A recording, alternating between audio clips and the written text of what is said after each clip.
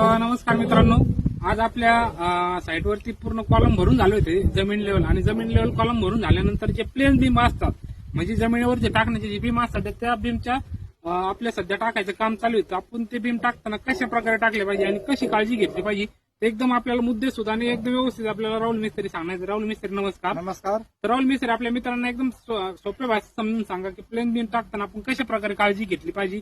म्हणजे पहिल्यापासून सांगा, दोरीपासून आपण जसा प्रॉपर वळंबा कसा घेतो ते झाल्यानंतर आपण विटा ठेवल्यानंतर म्हणजे एकदम प्रॉपर माहिती सांगा, जेणेकरून माझ्या मित्रांना एकदम सोपं वाटेल आणि त्यांच्या घराला पण करताना एकदम त्यांना आनंद आणि उत्साह वाटेल. ज्यावेळेस आपण बाउंड्री ठोकतो ती दोरी आपल्याला पहिल्यापासून शेवटपर्यंत काम येते. तुम्ही दोरी दाखवू शकतात. ज्यावेळेस आता आपण याला प्रॉपर वळंबा करणार आहे, म्हणजे आपण प्रत्येक वेळेस वळंबा करणार आहे, कॉलमला बी करणार आहे वळंबा. आणि आता कॉलम झाल्यानंतर आपण ना आता ह्या ज्यावेळेस प्लेन बीमच्या खाली विटा लावतो त्यावेळेस याला असं वळंबा करून घेणार आहे. आधी प्रॉपर आपण वळंब्यात वीट लावून घेतली. तर वीट लावायचे काही खूप फायदे. सर्वात प्रथम आहे ना, आपण वीट लावायचे पहिले ना लेवल मध्ये कॉलम भरेल राहत्या, पण असं पहिलं ना कच्चं कॉन्क्रीट करणं खूप गरजेचं आहे, जेणेकरून आपली विट नाही खाली दबणार नाही.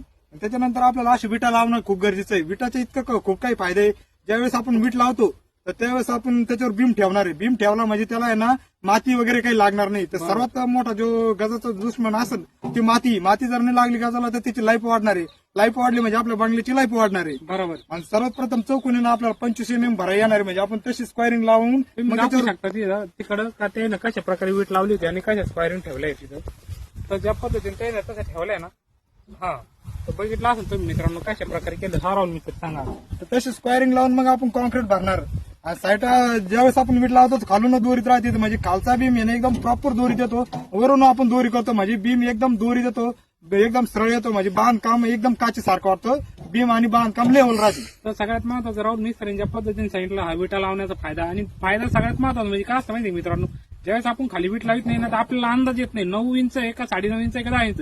एका टायमाला असं फेगडं फागडं होऊ शकतं. जर आपण प्रॉपर जर वीट लावली ना तर आपल्याला म्हणजे एकदम विटाला चिटकून आपले प्लायवूड राहिल्यामुळे ना राईट एकदम म्हणजे एकदम दोरीमध्ये 9 इंच म्हणजे 9 इंच आपला जो ब्रीम येणार प्रॉपर तो तशा पद्धतीने येणार.